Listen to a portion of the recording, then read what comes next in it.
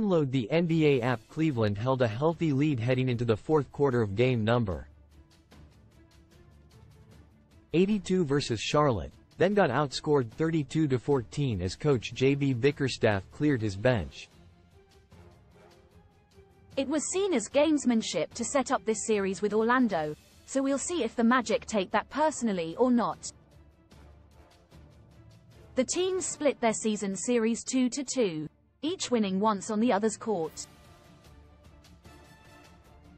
They have not faced each other since February 22. The smallest margin of victory in the 4 games was 7 points. Series schedule. Here's how to watch the Cavaliers vs Magic series. All times Eastern Standard Time. Game 1. Magic vs. Cavaliers, April 20th. TBD. TBD. Game 2. Magic vs Cavaliers. TBD. TBD. TBD. Game 3. Cavaliers vs. Magic. TBD. TBD. TBD. Game 4. Cavaliers vs Magic. TBD. TBD. TBD. Game 5. Magic vs. Cavaliers, TBD, TBD, TBD. Game 6.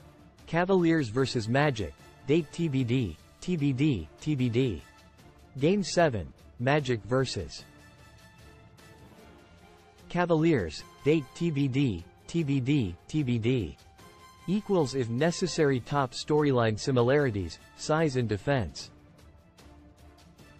These teams have a lot in common besides their proximity in the East standings, their split season series and their playoff hunger.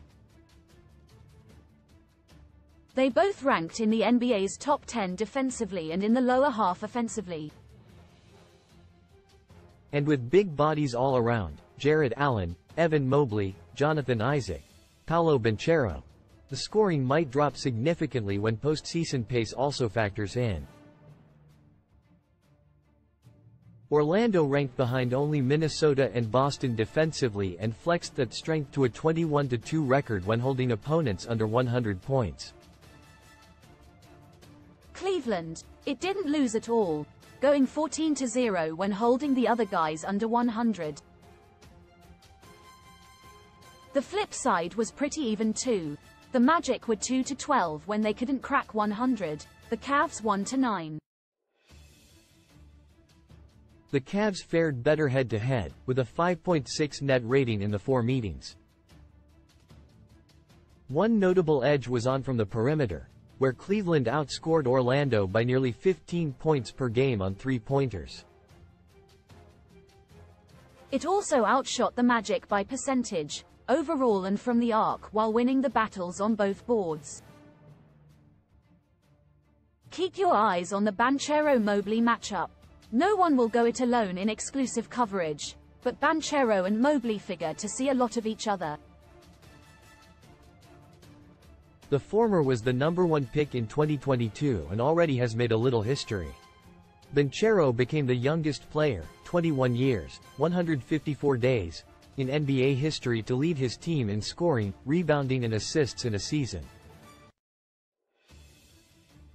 He also led the Magic in minutes, shots, and free throws, and followed up his Kia Rookie of the Year debut season with an All-Star berth. Mobley, the #3 pick in 2021, earned a spot on the All-Defensive team last season but didn't jump up again in year 3. He played in only 50 games, undergoing knee surgery that cost him 22 games in December and January, then missing almost 3 weeks in March with an ankle sprain. Many of his stats plateaued, and Mobley's limited season is a big reason why the Cavaliers flattened out too.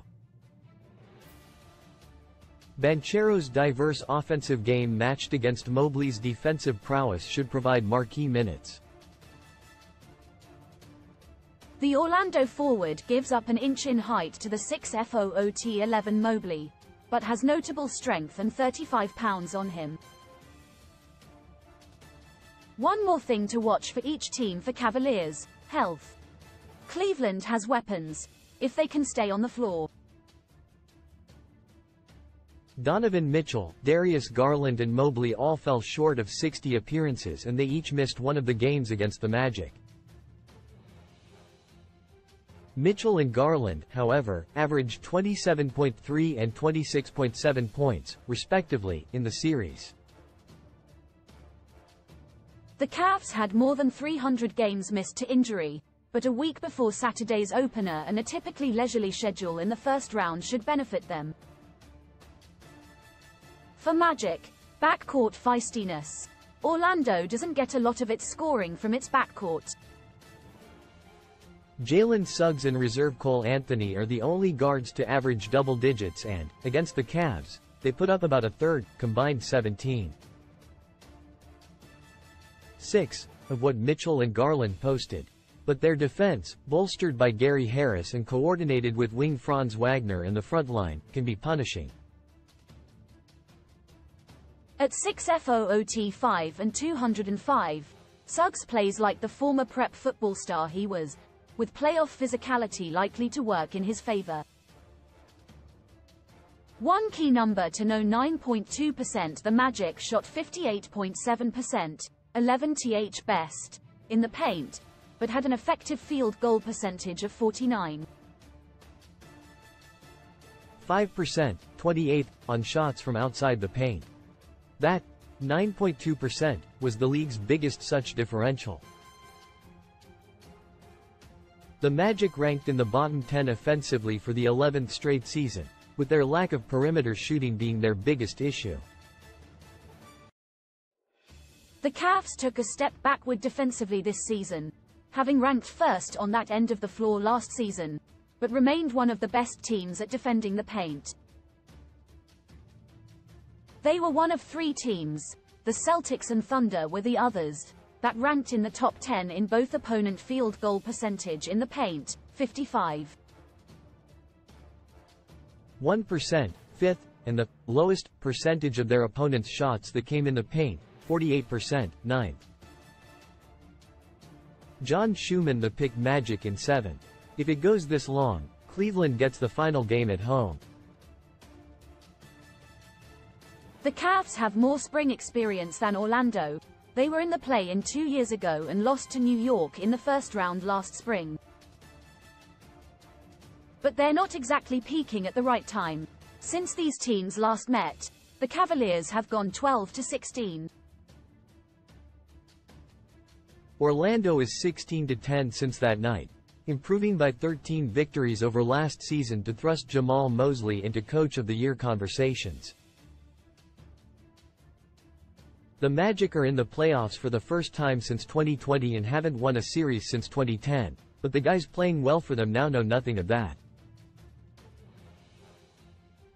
Steve Ashburner has written about the NBA since 1980. You can email him here, find his archive here and follow him on X. The views on this page do not necessarily reflect the views of the NBA, its clubs or Warner Bros. Discovery.